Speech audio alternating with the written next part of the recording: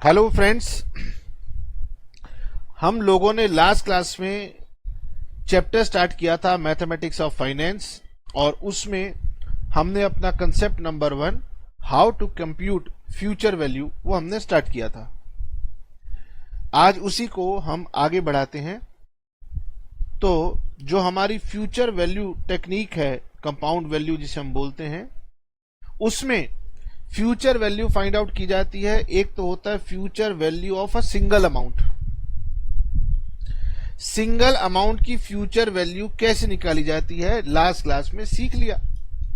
Future value को multiply करेंगे present value into future value factor से।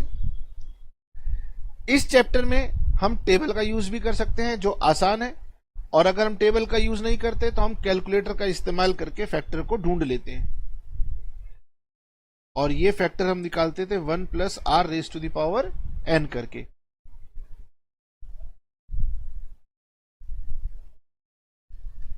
नाउ अब सर ये तो हम सीख चुके हैं, अब आप हमें नया क्या सिखाने वाले हो?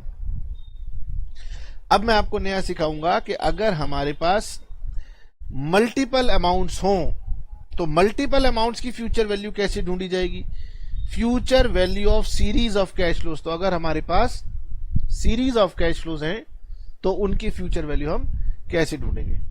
तो पहले मैं आपको एग्जांपल करवाता हूं और फिर मैं आपको कंसेप्ट यहां से रीड करवाऊंगा।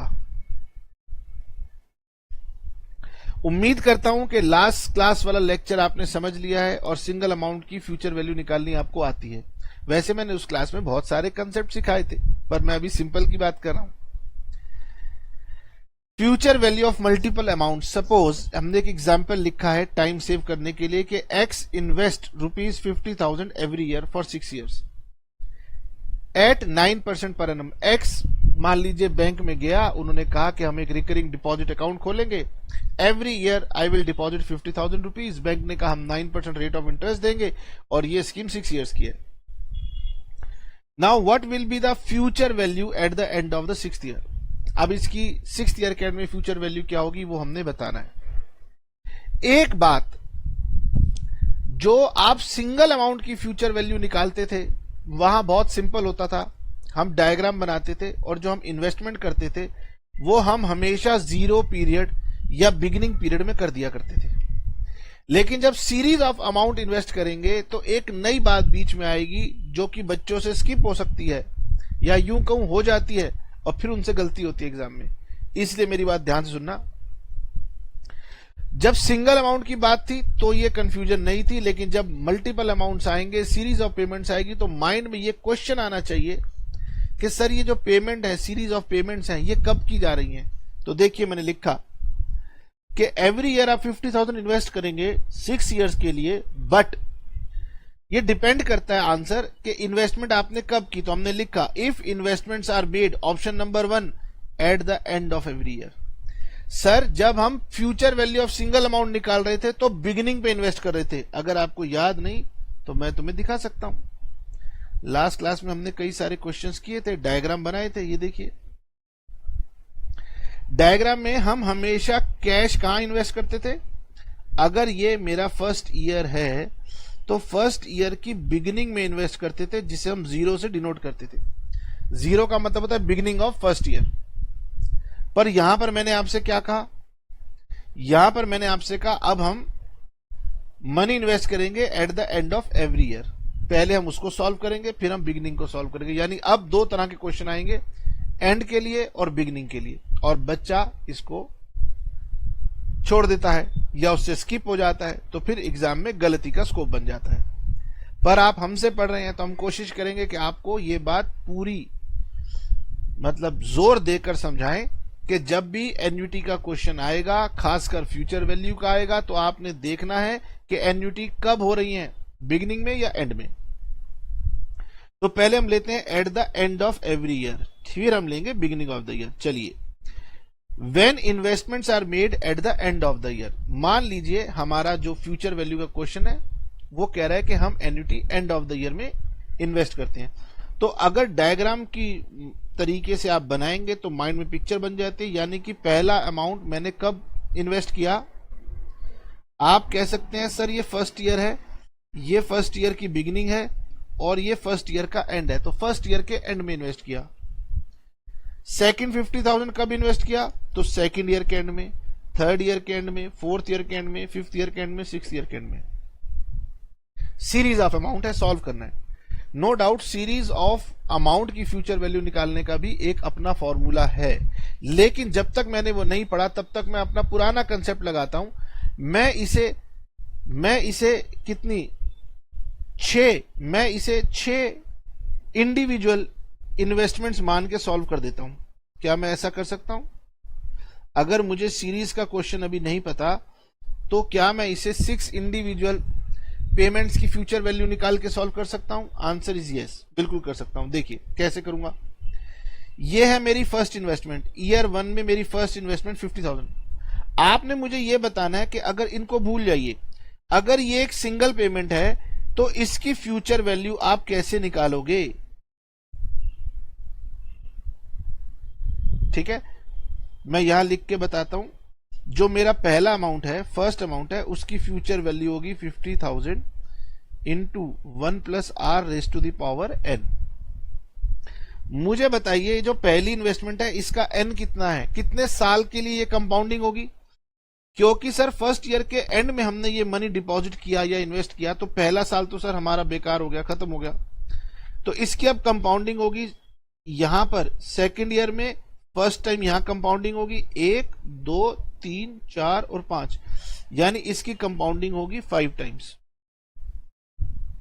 जो मेरा फर्स्ट 50,000 है उसकी कंपाउंडिंग होगी 5 टाइम्स। चलिए जी कैलकुलेटर लाते हैं।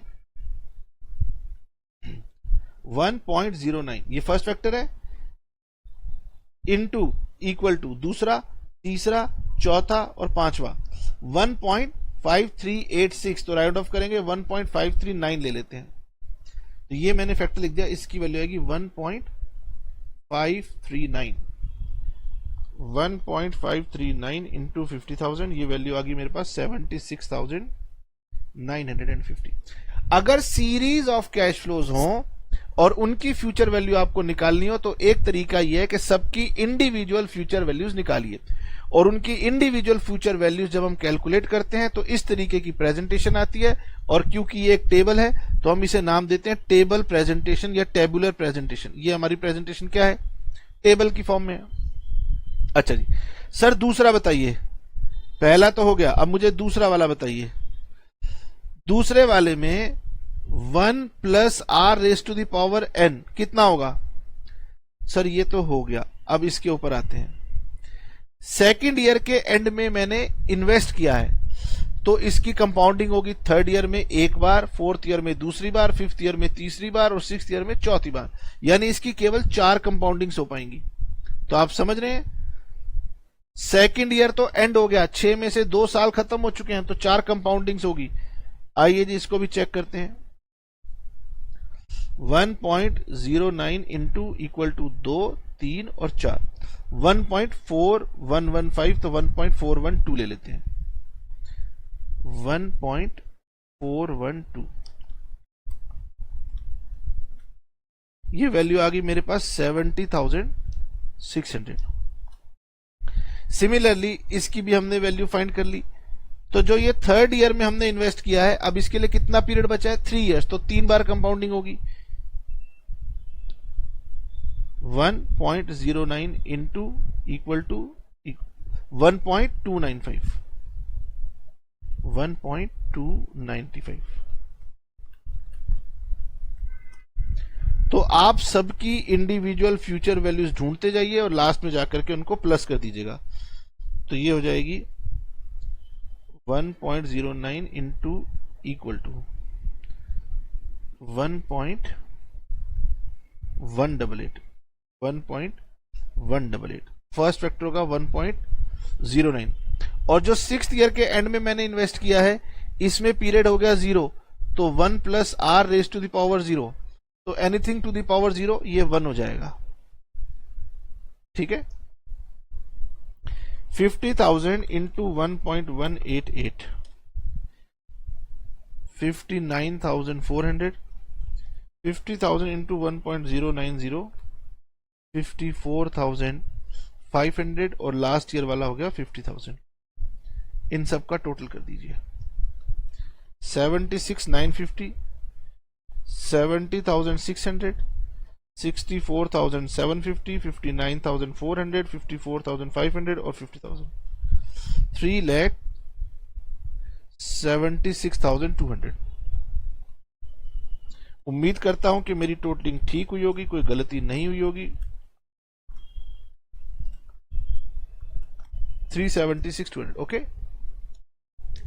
तो मैंने आपको फ्यूचर वैल्यू निकालने का एक तरीका सिखा दिया। बातों बातों में एक तरीका मैंने आपको सिखा दिया। कौन सा तरीका सिखा दिया? टेबल मेथड सिखा दिया। टेबल मेथड क्या कहता है? टेबल मेथड कहता है जितनी भी फिगर हैं सबका इंडिविजुअली फ्यूचर वैल्यू निकालो और बाद में जाके उनको प्लस कर दो। अब ये टेबल मेथड का यूज करना मजबूरी हो जाती है जब हमारे अनइक्वल अमाउंट हो। जब हमारे इक्वल अमाउंट हो तो हम टेबल मेथड को यूज कर सकते हैं, लेकिन करते नहीं है क्योंकि हम वहां पर मैथमेटिक्स लगा लेते हैं, शॉर्टकट फॉर्मूले लगा सकते हैं। तो अनइक्वल अमाउंट का क्वेश्चन जब भी आएगा तो आपने इस तरीके से इंडिविजुअली उनकी फ्यूचर वैल्यूज निकालनी है। एक चीज तो हमने समझ ली। ओके, अब सर इसे करने का दूसरा तरीका क्या था? दूसरा तरीका यह था कि आप इनके फैक्टर्स जो है ना, इनके जो इंडिविजुअल फैक्टर्स थे उनका सम निकालो, है ना, उनका सम निकालिए। चेक करते हैं जी। पहला फैक्टर था 1.539 प्लस 1.412 प्लस 1.295 प्लस 1.188 प्लस 1.09 और प्लस 1, 7.524। तो ये हो गया 7.524। तो आप क्या करें, इसको मल्टीप्लाई कर दें 7.524 से। दूसरा तरीका यह है कि अगर अमाउंट कॉमन है, अगर ये अमाउंट कॉमन है तो हम इसे बुलाते हैं एन्युटी। तो आपने क्या करना है, एन्युटी अमाउंट को मल्टीप्लाई करना है इन सब के सम से। जब इसका सम निकाला जाता है, फ्यूचर वैल्यू फैक्टर्स का जब सम निकाला जाता है तो उसको बोला जाता है फ्यूचर वैल्यू एन्युटी फैक्टर। तो हमने फ्यूचर वैल्यू एन्युटी फैक्टर से मल्टीप्लाई करना है, तो यहां पर करेंगे इनटू 50,000, ये आएगा 376,200।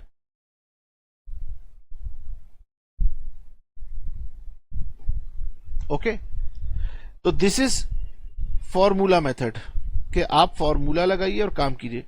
अब आप कहेंगे सर फॉर्मूला लगाने के लिए मुझे इन सब के इंडिविजुअली फैक्टर्स ढूंढने पड़ेंगे। नहीं बेटे, in future value annuity factors का भी एक चार्ट आता है, एक टेबल आता है, वहां से आप वैल्यू का रेफरेंस ले सकते हो।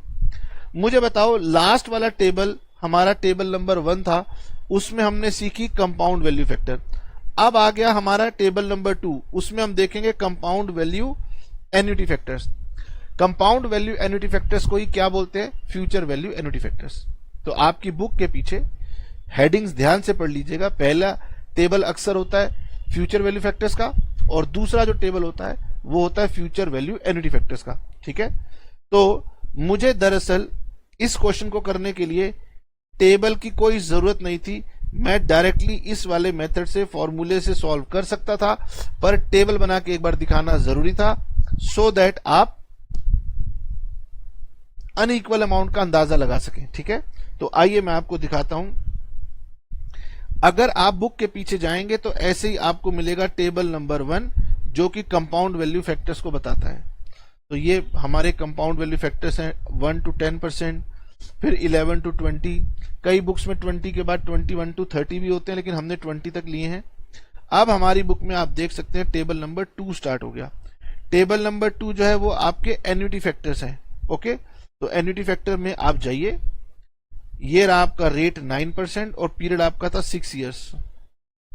ये लीजिए 7.523, थोड़ा सा डेसिमल की राउंडिंग ऑफ का फर्क आ सकता है, 7.523। तो आप डायरेक्टली ये वाली वैल्यू यहां पे डाल करके आंसर निकाल सकते थे, टेबल की आपको जरूरत नहीं है। आइए सर, आपने सिखाया कि अगर सीरीज ऑफ अमाउंट हो तो फ्यूचर वैल्यू निकालने का मेथड बहुत ही सिंपल है। एन्युटी के अमाउंट को अब की बार फ्यूचर वैल्यू एन्युटी फैक्टर से मल्टीप्लाई करना। मैं आपको याद दिला देता हूं, जब सिंगल अमाउंट था जब सिंगल अमाउंट होता था तो हम अमाउंट को मल्टीप्लाई करते थे फ्यूचर वैल्यू फैक्टर से, और जब एन्युटी होती है तो हम मल्टीप्लाई करते हैं फ्यूचर वैल्यू एन्युटी फैक्टर से।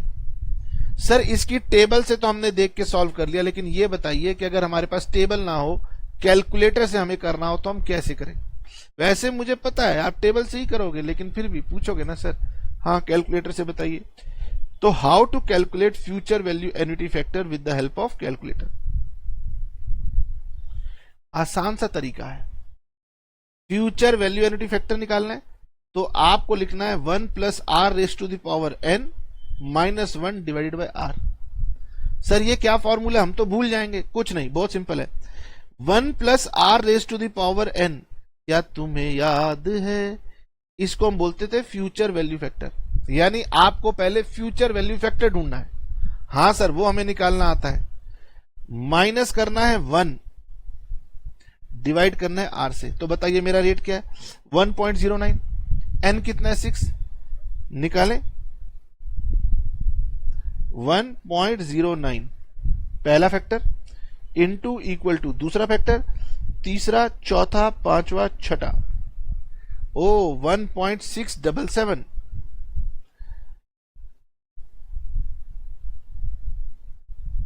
1.677 माइनस 1 डिवाइडेड बाय 0.09। आइए जी, तो ये वैल्यू आ गई। अब मैं पूरी कैलकुलेटर पे एग्जैक्ट ले लेता हूं। इसमें से माइनस करूंगा 1, ये वाली वैल्यू आएगी, डिवाइड करूंगा 0.09 से, मेरा फैक्टर आ जाएगा 7.523। तो ये हमारा एग्जैक्ट आंसर आता है 7.523। यानी यहां पर राउंडिंग ऑफ में मेरे से एक छोटी मिस्टेक हुई है, ये 7.523 आना चाहिए था। ठीक है, बट इतनी माइनर चेंजेस की कोई ऐसी घबराने की बात नहीं है, इट इज इक्वली गुड। इसकी वजह से हमारे आंसर और बुक्स के आंसर में ना थोड़ा बहुत डिफरेंस आएगा, तो घबराना मत। और डिफरेंस अगर फिगर बहुत बड़ी हो तो बहुत ज्यादा भी हो जाते हैं। ठीक है, ओके सर, हम धीरे धीरे प्रैक्टिस करेंगे तो आप में ये कॉन्फिडेंस आ जाएगा। मुझे बताएं कैसे सॉल्व करेंगे? सर आप उसको टेबल से देख सकते हैं या आप उसको कैलकुलेटर में निकाल सकते हैं। Good, very good. अब आगे बढ़ते हैं। हम क्या सीख रहे थे? सर हम सीख रहे थे future value of series of equal amounts, annuity. Annuity कब अकर कर रहे थे? सर एंड में अकर कर रहे थे। तो एंड में अकर कर रहे थे तो आप टेबल नंबर 2 को रेफर कर सकते थे, नहीं तो आपने कैलकुलेटर पे निकाल लिया। अब आइए, अब मेरी बात समझिएगा। बच्चे इसमें गलती कर जाते हैं। अब क्वेश्चन कह रहा है गगन नहीं, क्वेश्चन चेंज है। मैंने कहा क्या चेंज है? वो कह रहे भाई बिगिनिंग ऑफ द ईयर में मनी इन्वेस्ट होगा। तो आइए डायग्राम पर चलते हैं।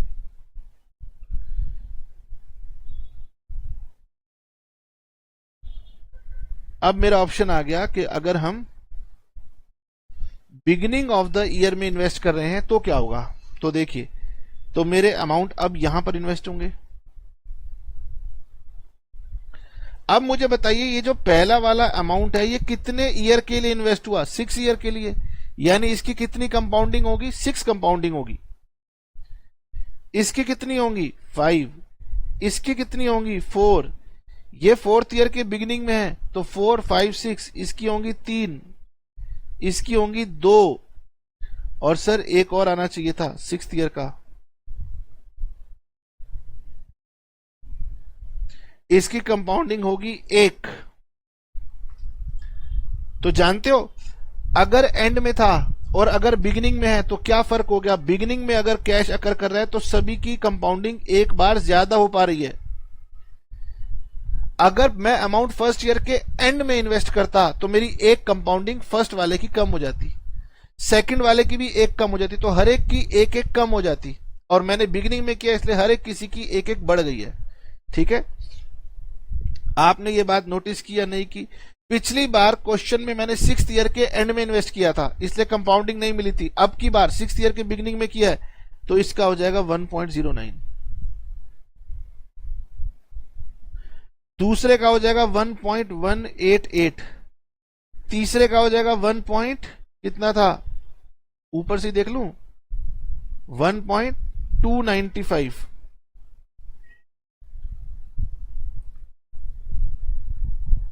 सर कैलकुलेटर ही चला लो, ऊपर से क्या देखोगे।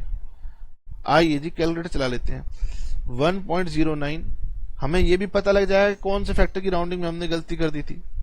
तो पहला फैक्टर, दूसरा फैक्टर, तीसरा फैक्टर, चौथा फैक्टर 1.412, 1.412, 1.538 तो 1.539 और इज इक्वल टू 1.677, 1.677। आइए जी अमाउंट निकालते हैं। 50,000 इंटू 1.09 तो ये हमें पता है 54,500 आएगा। 50,000 इंटू 1.188 59,400 आएगा। करते जाइए करते जाइए सर, हम तो सिर्फ देख रहे हैं कि आप क्या करते हो। 64,750, 50,000 इंटू 1.412 70,600। अगर मुझे देखोगे और मुझसे गलती हो गई तो फिर तो सर हम गलत कोई कॉपी कर लेंगे। 76,950, 50,000 इंटू 1.677 83,850। और अब ये जो वैल्यू आएगी ये पहले से ज्यादा आएगी क्योंकि इसमें कंपाउंडिंग हर एक फिगर की एक बार ज्यादा हुई है। 83,850, 76,950, 70,600, 64,750, 59,400, 54,500, 4,10,050। ये तो हुआ कि सर अगर हम टेबल बना के करें। अगर हम टेबल बना के ना करें तो मुझे एन्युटी फैक्टर का टोटल चाहिए। एन्युटी फैक्टर सामने लिखे मैं, इसका टोटल निकाल लो। 1.677 प्लस 1.539 प्लस 1.412 1 प्लस 295 1.188 और 1.09 8.201 8.201।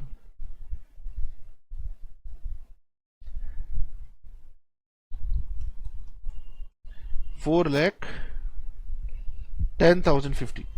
सर ये तो आपने यहां से उठा लिया टेबल से, अगर सॉरी ये जो हमने सॉल्व किया हुआ था वहां से बना लिया। अगर यहां से ना होता तो भाई इसका टेबल चाहिए, और जानते हो बुक्स में इसका टेबल नहीं मिलेगा आपको। बुक में इसका टेबल नहीं मिलेगा। सर क्यों नहीं मिलेगा? ये देखो मैंने आपको बुक में जो टेबल दिया हुआ है वहां जाके चेक कर लो। ये 9% 6th ईयर के लिए, ये तो सर 7.523 है, जबकि यहां पर वैल्यू 8.201 है। तो ये वैल्यू सेम नहीं है, यानी ये आपको टेबल से नहीं मिलेगी। अब स्टूडेंट जाएगा उसी टेबल की फिगर उठाएगा और लिख देगा। तो आपको मैंने बताना है कि एक्चुअली में वो जो टेबल आपको दिया हुआ होता है, अभी उसके बारे में बताऊंगा, वो टेबल दिया होता है एंड वाली एन्युटीज के लिए। इसका मतलब ये बताती है कि फाइनेंशियल मैनेजमेंट में 95% टाइम हम एंड वाले टेबल का ही इस्तेमाल कर रहे होंगे, और एग्जामिनर करेगा एक छोटी सी गड़बड़, कहेगा कैश फ्लो बिगिनिंग में है, और आपके आंसर हो जाएंगे गलत, और आप कहोगे गगन सर आपने तो बताया नहीं था। गगन सर कह रहे हैं भाई मैंने तो तुम्हें बताया था कि वो जो टेबल है वो एंड वाली एन्युटीज का टेबल है। अगर आपको बिगिनिंग वाली एन्युटीज का टेबल चाहिए, हाँ सर हमें बिगिनिंग वाली चाहिए, बहुत कम बार आपको जरूरत पड़ती है, तो वो कहता है एंड वाले टेबल में एक कंपाउंडिंग और बढ़ा देना। आपके एंड वाले में 7.523 थी, एंड वाले टेबल में 7.523 थी, इसमें 1.09 से एक बार मल्टीप्लाई कर दो, एक कंपाउंडिंग से और मल्टीप्लाई कर दो, आपका आंसर आ जाएगा। बोलो क्यों? बोलिए क्यों? क्योंकि आपकी हर एक ईयर की कंपाउंडिंग एक एक साल एक्स्ट्रा थी, है ना। तो आपने जो कंपाउंडिंग पहले निकाली थी 7.523, अगर मैं उसे एक बार और 1 प्लस आर से मल्टीप्लाई कर दूं तो वो मेरे बिगिनिंग वाली कंपाउंडिंग के बराबर हो जाएगा। सर बताइए, करके बताइए। 7.529 नहीं 7.523 इंटू 1.09, तो 8.20007 आ गया। तो आप समझ लीजिए ये एग्जैक्टली वही आपका आ गया है 8.201। ओके, आइए जी, अब मैं आपको पढ़वाता हूं जो मैंने लिखा हुआ है। अब आपने मेरे साथ साथ रिकॉल करना है। हम सीख रहे हैं compounding value, future value of series of cash flows. बताइए जी, अनइक्वल अमाउंट होंगे तो जो टेबल बनाया है वैसे बनाना। टेबल का मतलब इंडिविजुअल कैश फ्लो की इंडिविजुअल फ्यूचर वैल्यूज निकालना, फिर टोटल कर देना।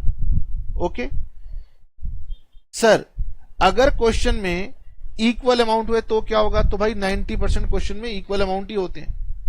इक्वल अमाउंट में ही समझाना था कि इक्वल अमाउंट में ही लोचा है, प्रॉब्लम है, डिफिकल्टी है, कंफ्यूजन है, जो कि आपको समझनी है, जो आप जल्दबाजी में छोड़ देते हो। वो ये कि कैश फ्लो अकर कब कर रहे हैं।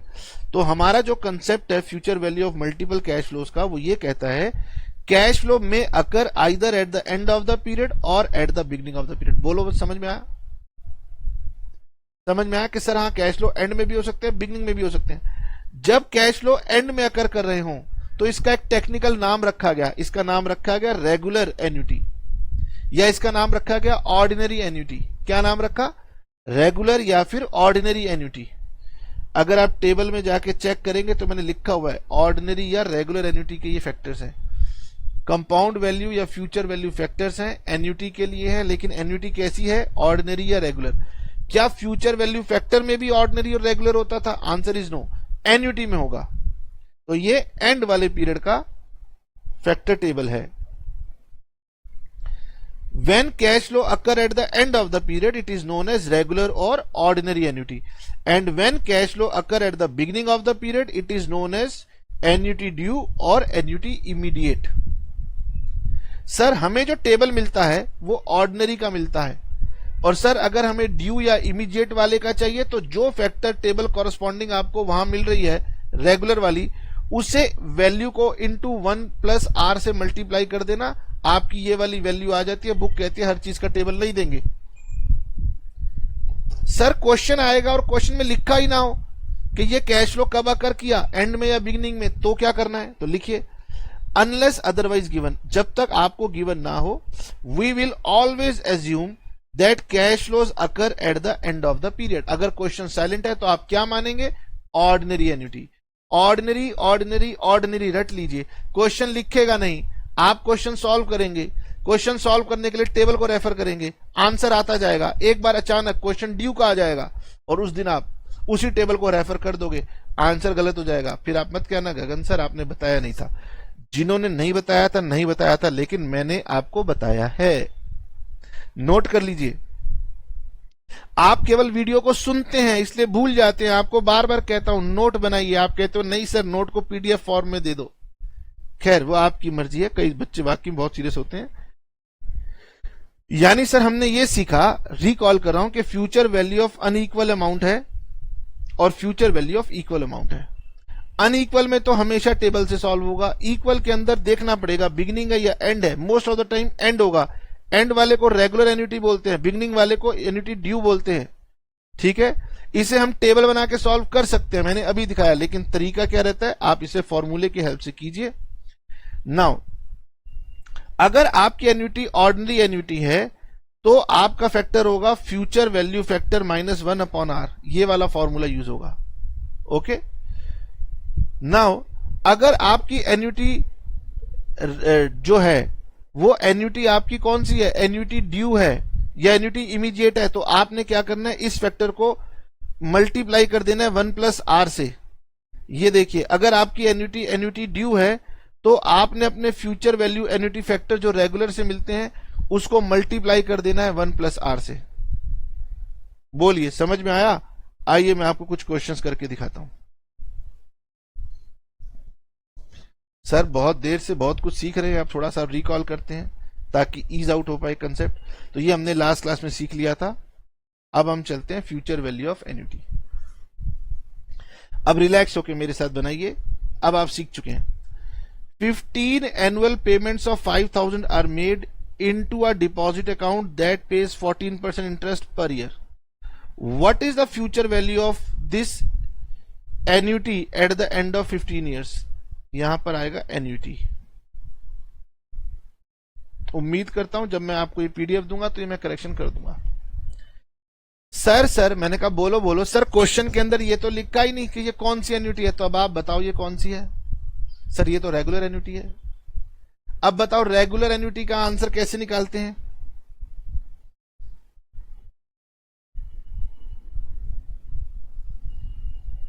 सर हम निकालेंगे। मैंने कहा हाँ निकालिए, बहुत जल्दी है, आपको निकालिए, क्या दिक्कत है। क्वेश्चन नंबर 9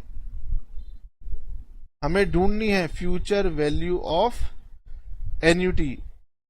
क्वेश्चन में नहीं लिखा कौन सी एन्यूटी है, लेकिन हमें पता लग गया रेगुलर एन्यूटी है, लिखने की जरूरत नहीं है। तो हम लिखेंगे future value is equal to annuity into future value annuity factor RN। Annuity का अमाउंट था 5000, एन्यूटी का अमाउंट था 5000, रेट ऑफ इंटरेस्ट था 14%। जानते हो एक तरीका तो है कि हम इसको जाके बुक में जाके चेक कर लें। रेट 14%, N 15, एक सिंपल तरीका, बुक से जाके हम इसको चेक कर लें। तो सर ये सर बुक से भी पहले चेक कर लेते हैं।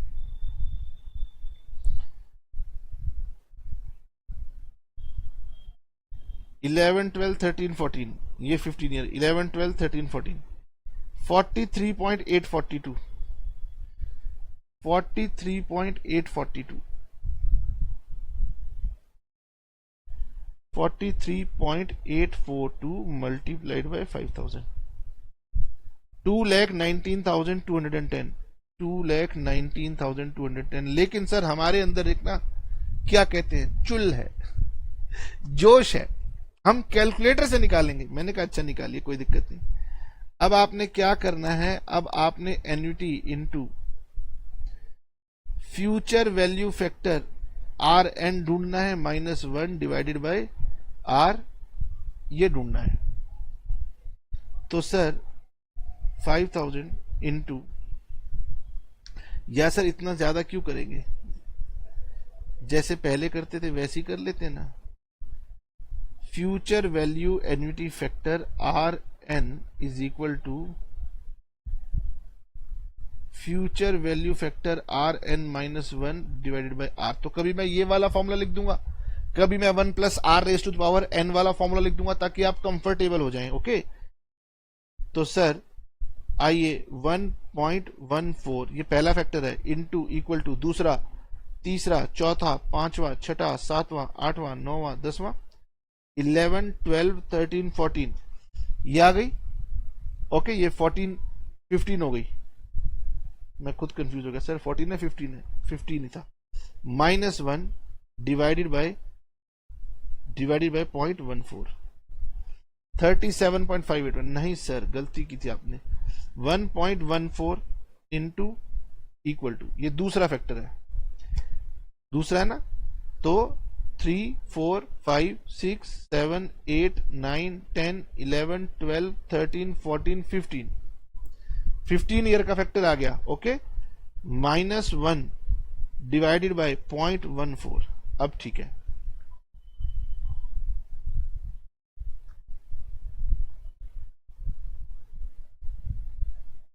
भाई क्यों तू हमसे गलती कर रहा है बार बार। 1.14 इंटू इक्वल टू, तो ये हो गया सर 2 3 4 5 6 7 8 9 10 11 12 13 14 15, -1। ओके, -1 और फिर डिवाइडेड बाय 0.14, बिल्कुल ठीक है। 43.842, सर ऐसे ही आप ना गलत मत कैलकुलेशन कर देते हो। 43.842,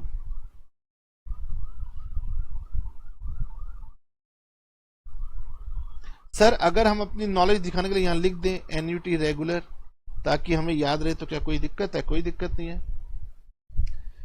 सर अगला क्वेश्चन हम करेंगे, मैंने कहा ट्राई कीजिए, कोई दिक्कत की बात नहीं है, कॉन्फिडेंस ही तो बढ़ेगा। A finance company advertises that it will pay a sum of 44,650 at the end of 5 years. 5 सालों के बाद ये अमाउंट मिलेगा। तो बताओ ये कौन सी वैल्यू है? फ्यूचर वैल्यू है।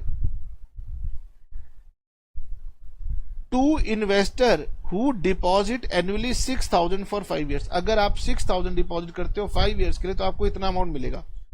What is the interest rate implicit in this offer. वो कहते हैं भाई रेट बता दो.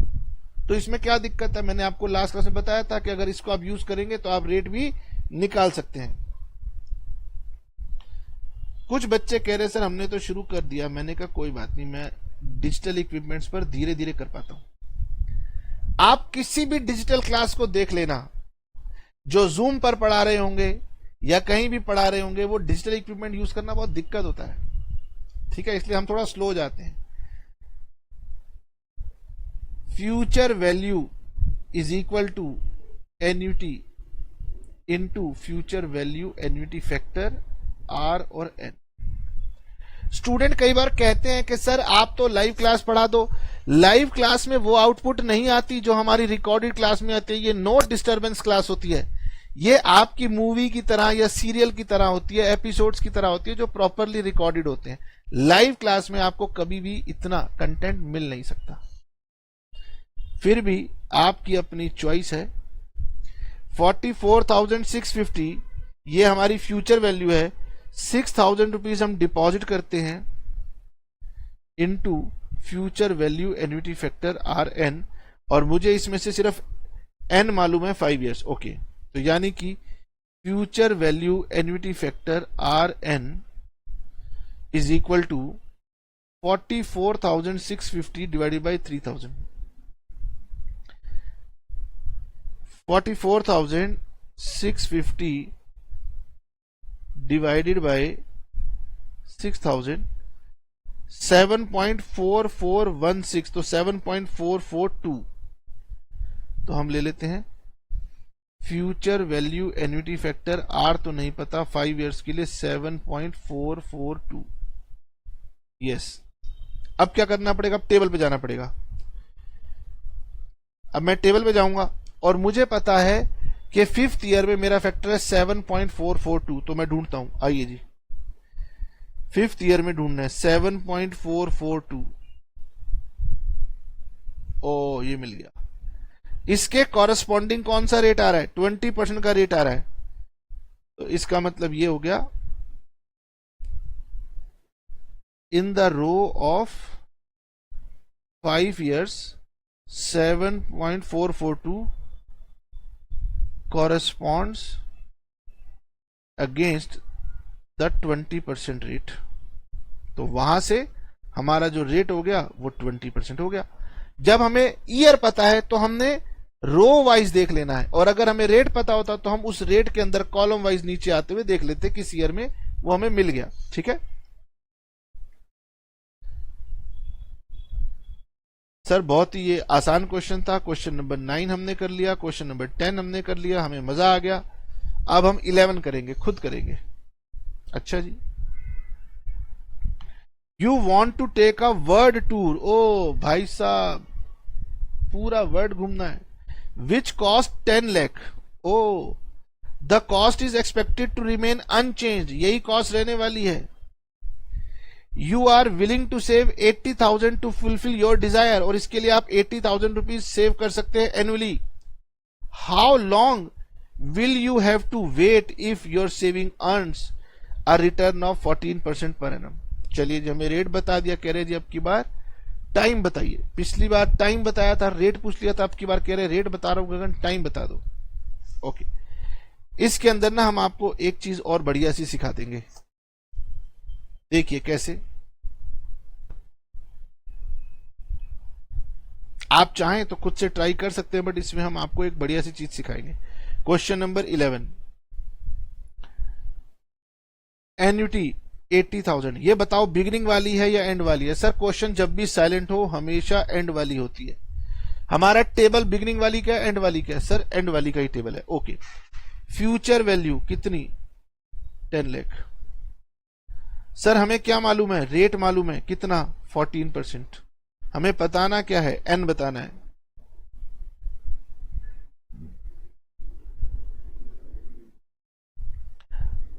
फ्यूचर वैल्यू जब आप प्रैक्टिस करते हैं तो इसी तरीके से प्रॉपर किया कीजिए. जब मैं आपको करवा रहा हूं तो प्रॉपर करवा रहा हूं, आप भी प्रॉपर तरीके से ही कीजिए.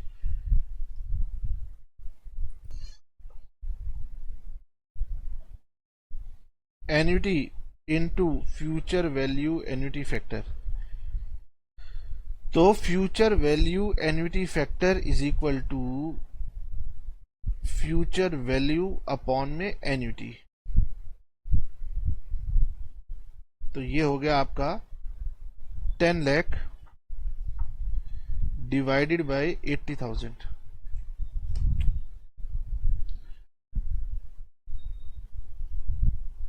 $10 lakh डिवाइडेड बाय 80,000 12.5। तो ये आ गया value 12.5। Now future value annuity factor 14%, एन मुझे पता नहीं है, इज इक्वल टू 12.5। इसका मतलब मैं 14% में देखूंगा, जहां पर मुझे 12.5 मिलेगा उसके कॉरस्पॉन्डिंग जो एन है, ये मेरा आंसर है। मुझे ढूंढना है 12.5। अब यहीं पर सभी बच्चे मेरे साथ समझेंगे, यहां पर अगर मुझे एग्जैक्ट 12.5 नहीं मिला तो मैं समझाऊंगा हम क्या मैथमेटिक्स करेंगे। ये है हमारा 14%, मुझे चाहिए 12.5। ओ ये देखो मुझे मिला है 10.73 और 13.233, यानी 12.5 से बहुत देखा जाए तो एग्जैक्ट 12.5 मुझे नहीं मिला, तो यानी कि 12.5 इन दोनों के बीच में कहीं पर है।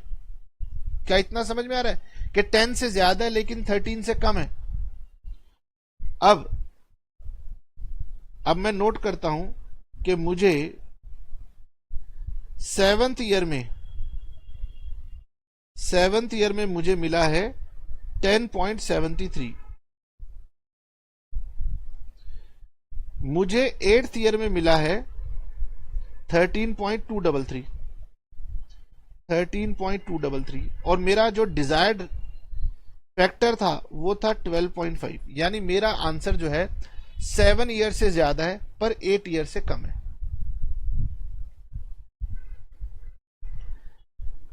अब देखिए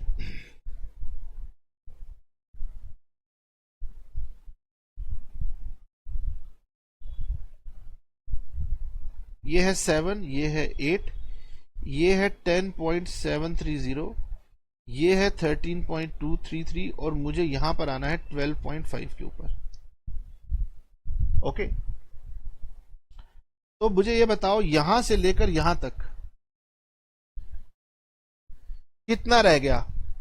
तो 12.5 माइनस 10.730,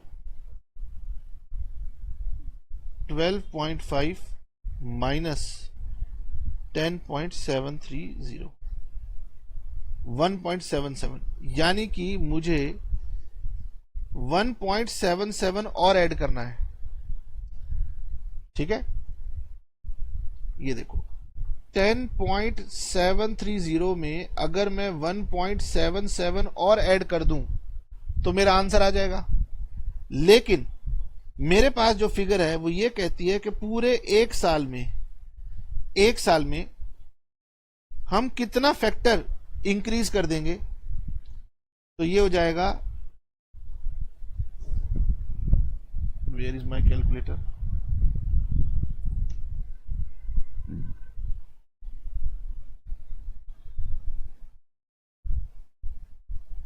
13.233 माइनस 10.730, 2.503, 2.503।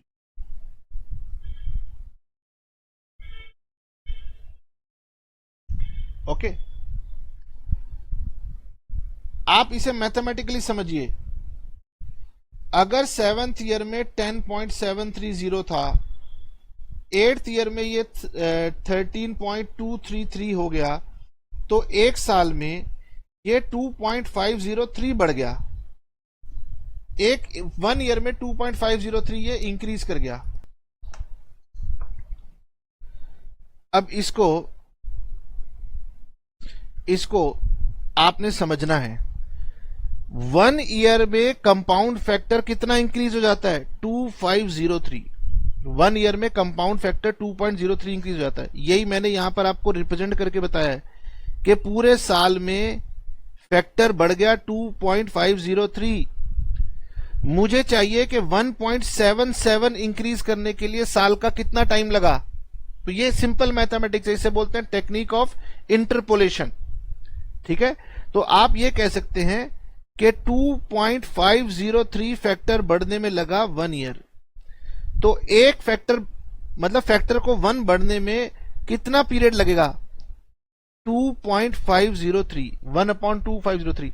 और अगर फैक्टर को 1.77 से इंक्रीज करना है तो उसके लिए लगेगा 1.77/2.503। ये सिंपल लॉजिकल मैथमेटिक्स है। जिन बच्चों को ये समझ में आता है, एक बार प्रैक्टिस करेंगे, 2 बार प्रैक्टिस करेंगे, माइंड में सेट हो जाएगा। जिन्हें प्रॉब्लम होती है उनके लिए तरीका यह है, हम इसको एक फॉर्मूले की शक्ल दे देते हैं। 7 year plus desired factor minus 7 year factor divided by higher year factor minus lower year factor.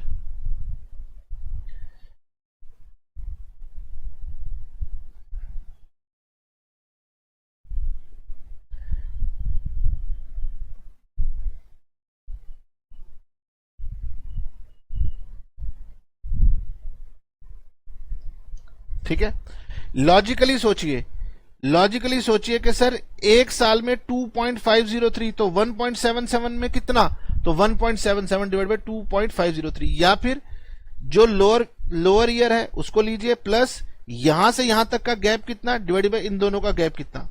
ठीक है,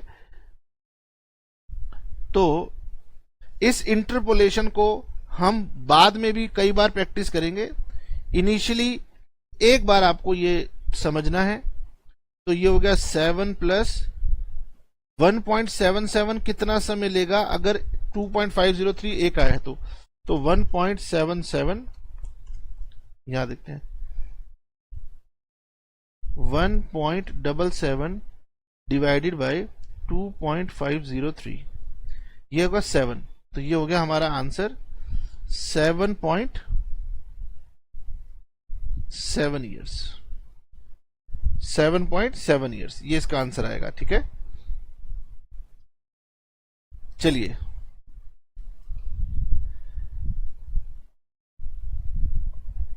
अगला क्वेश्चन है, how much amount is required to be invested every year to accumulate 3 lakh at the end of 10 years if interest is compounded at the rate of 10%। तो ये मैं आपके लिए homework देता हूं, इसमें कोई दिक्कत नहीं है। अब एक कंसेप्ट आता है सिंकिंग फंड। तो सिंकिंग फंड सुन करके कई बार बच्चे कंफ्यूज हो जाते हैं। तो सिंकिंग फंड भी कोई नया कंसेप्ट नहीं है, सिंपल है। आपने कंपनी अकाउंट्स में यह पढ़ा है कि एक कंपनी डिबेंचर्स को रीपे करने के लिए बनाती है सिंकिंग फंड। मान लीजिए 10 ईयर का सिंकिंग फंड बनाया गया, ये 10 ईयर है। ओके, तो 1 2 3 4 5 6 10।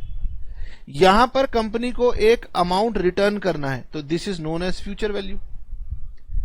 और कंपनी पूछती है कि बताओ सिंकिंग फंड में कितना अमाउंट हर साल हम ट्रांसफर करें। और जानते हो ये वाला अमाउंट ईयर के एंड में ट्रांसफर किया जाता है। तो सिंकिंग फंड अगर देखा जाए तो सिंकिंग फंड ऑर्डिनरी एन्युटी है और कुछ नहीं है। सिंकिंग फंड एक ऑर्डिनरी एन्युटी है। पढ़ के देखिए क्वेश्चन क्या कह रहा है। थोड़ी देर के लिए इसको भूल जाइए कि ये सिंकिंग फंड है, इसको पढ़ के देखिए। ABC limited has 10 crore bond outstanding, मतलब 10 करोड़ के हमने डेट रिडीम करने हैं। Bank deposit earn 10% per annum. Bond will be redeemed after 15 years. ठीक है, for which purpose ABC wishes to create sinking fund. अब बहुत सारे बच्चे सिंकिंग फंड टर्म देखते ही कहेंगे सर दिमाग बंद हो गया था, आता ही नहीं था। अगर आप लॉजिक लगाएंगे तो फ्यूचर वैल्यू पता है, रेट पता है, पीरियड पता है। क्या पूछ रहा है? How much amount should be deposited to sinking fund each year.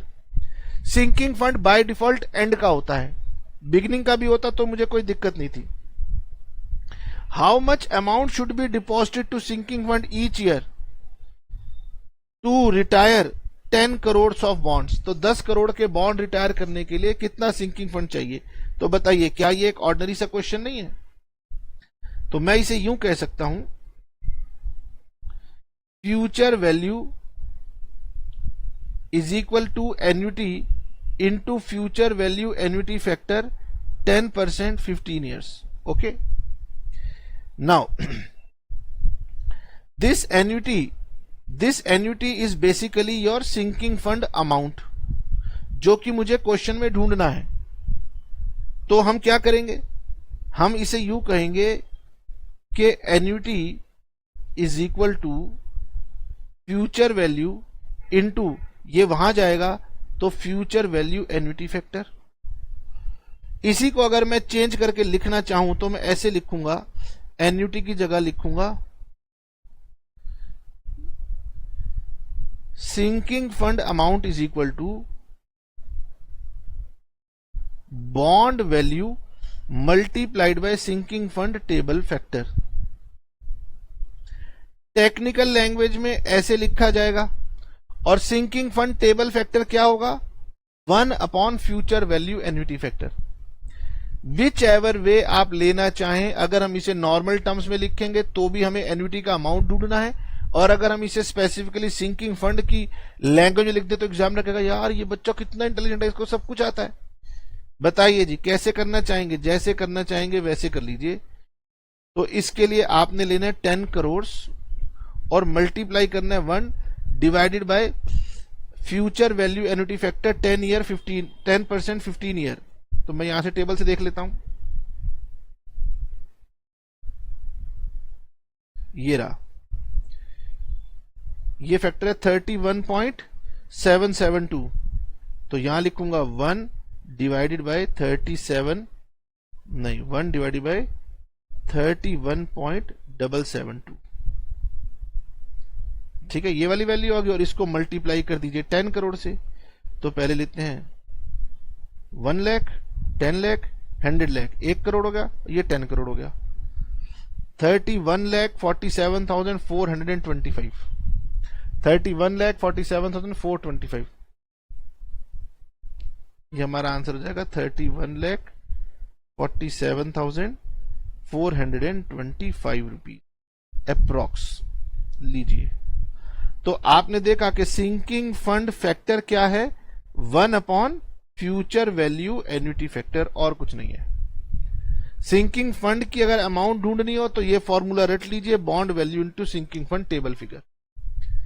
ठीक है, तो ये हमारा फ्यूचर वैल्यू ऑफ एन्युटी का कंसेप्ट यहां पर कंप्लीट होता है। इसमें अभी हमने कोई भी क्वेश्चन एन्युटी ड्यू या एन्युटी इमीडिएट का नहीं किया, वो आएगा तो सिर्फ एक ही काम करना होगा, टेबल फैक्टर को मल्टीप्लाई कर देंगे 1 प्लस आर से। ठीक है, चलिए आएगा तो हम इसे करेंगे। अभी के लिए यहीं पे रुकते हैं, नेक्स्ट क्लास में हम प्रेजेंट वैल्यू कंसेप्ट पर आ जाएंगे। अब ये चैप्टर हमारा कंप्लीशन की ओर चलना शुरू होगा, फिर हम बुक के क्वेश्चन प्रैक्टिस करेंगे और आप बन जाएंगे चैंपियन। मिलते हैं नेक्स्ट क्लास में, tata bye bye see you. मैं गगन कपूर, और नोट्स आपको चाहिए होंगे तो वो मिलेंगे हमारी वेबसाइट के ऊपर।